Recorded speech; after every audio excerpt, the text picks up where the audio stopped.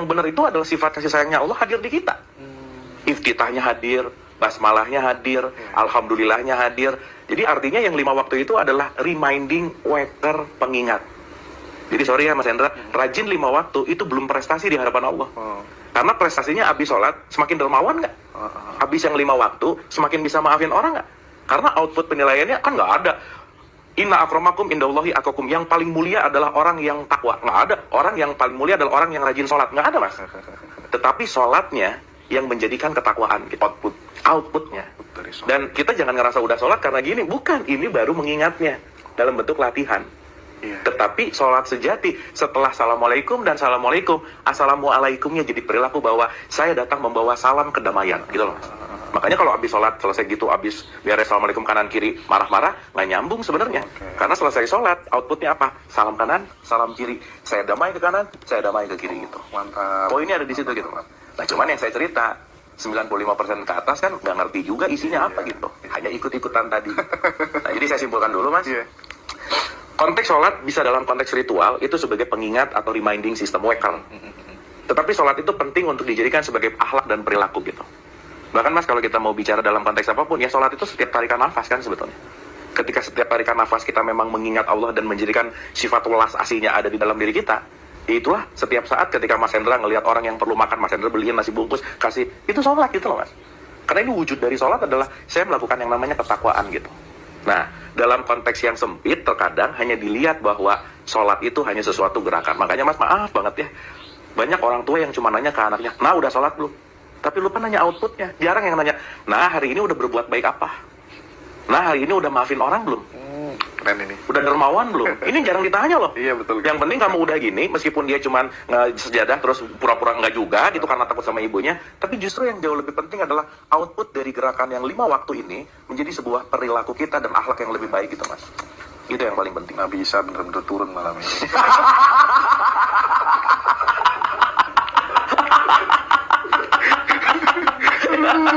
Turun melatasi gitu ya. Aduh, keren. Gitu, Tapi gini, sholat nggak ada waktunya sebenarnya.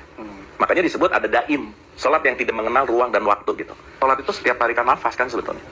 Ketika setiap tarikan nafas kita memang mengingat Allah dan menjadikan sifat welas aslinya ada di dalam diri kita, ya itulah setiap saat ketika Mas Hendra ngelihat orang yang perlu makan, Mas Hendra beliin nasi bungkus, kasih, itu sholat gitu loh Mas. Karena ini wujud dari sholat adalah saya melakukan yang namanya ketakwaan gitu. Nah, dalam konteks yang sempit terkadang hanya dilihat bahwa sholat itu hanya sesuatu gerakan. Makanya Mas maaf banget ya, banyak orang tua yang cuma nanya ke anaknya, nah udah sholat belum? Tapi lupa nanya outputnya. Jarang yang nanya, nah hari ini udah berbuat baik apa? Nah hari ini udah maafin orang belum?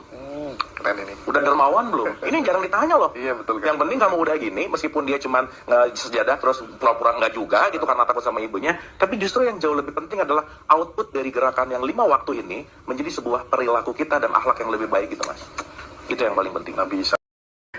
Perdebatan ini perdebatan yang perennial tuh, waduh panjang banget gitu.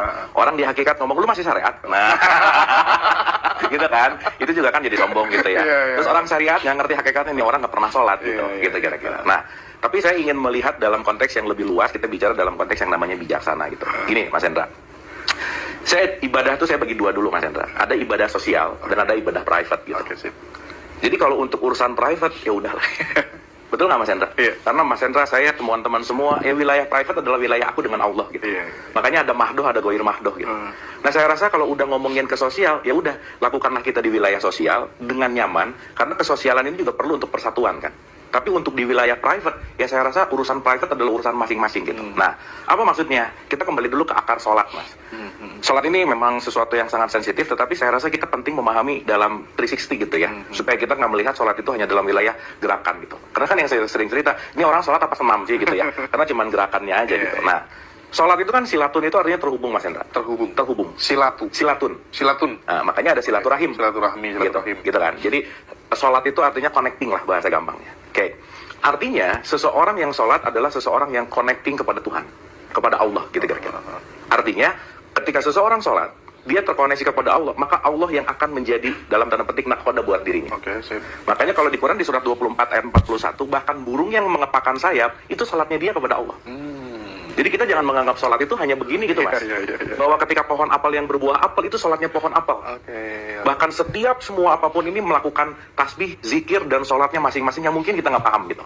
Itu dulu satu. Nah, sehingga point of view dalam konteks yang namanya sholat, kan Nabi Muhammad juga sholat di usia berapa sih? 53 something mas. Baru turun gitu. Artinya kalau kita bicara dalam konteks gerakan, gerakan itu adalah sistem di mana kita melakukan pendisiplinan sebetulnya. Karena dalam beberapa perspektif, saya kasih contoh mas. Let's say, di wilayah syariat, sholat itu 5 waktu. Tetapi ketika kita masuk ke dalam esensi, ya sholat nggak ada waktunya sebenarnya. Makanya disebut ada daim, sholat yang tidak mengenal ruang dan waktu gitu. Tetapi secara formalitas yang udah ditetapkan secara struktur sosial, yang 5 ini tetap penting. Struktur sosial. Struktur sosial, Ya. gitu intinya. Sehingga kalau yang struktur sosial yang sudah diketahui 98% ini melenceng, Ya. pasti akan chaos gitu. Ya. Karena kan kebanyakan orang taunya ikut-ikutan gitu, by the way. Ya, benar. Taunya sholat itu yang 5 waktu gitu.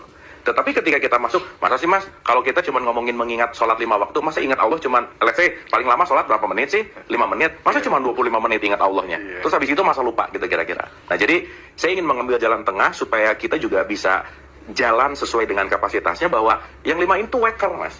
Itu cuma pengingat aja. Karena kalau nggak diingetin, kita lupa. Oke, sip. Selesai gitu. Keren banget. Jadi kalau kita bicara, oh iya ya, kan lupa salah satu sifat alamiah kita gitu. Gitu kan intinya. Maka dengan gerakan, dengan apa, itu kan semua sebetulnya konsep pengingat dalam konteks yang namanya ritual.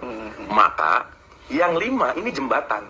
Target akhirnya, Utsluma uhiya ilaika minal kitab wa aqimi sholat inna sholata tanha anil fahsya'i wal munkar. Jembatan 5 waktu membuat kamu turun keji dan munkar, karena kenapa? Kamu diingetin untuk kembali ke Allah gitu loh mas. Karena